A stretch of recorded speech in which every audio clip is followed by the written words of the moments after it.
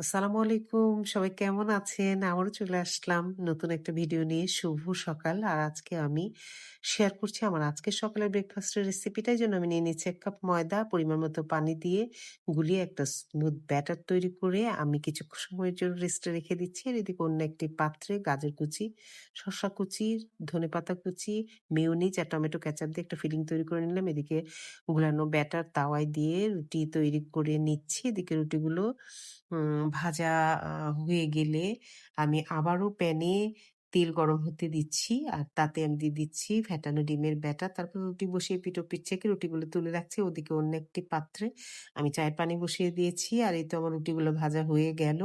এদিকে আমি এখন চা দিয়ে দেব এবং আমার আগে থেকে তৈরি করে রাখা ফিলিং দিয়ে রুটিগুলো মুড়িয়ে তৈরি হয়ে গেল আমার আজকের মজাদার ব্রেকফাস্ট। আর আমার ভিডিওটি ভালো লেগে থাকলে লাইকস, কমেন্টস আর শেয়ার দিয়ে পাশেই থাকবেন। আল্লাহ হাফেজ।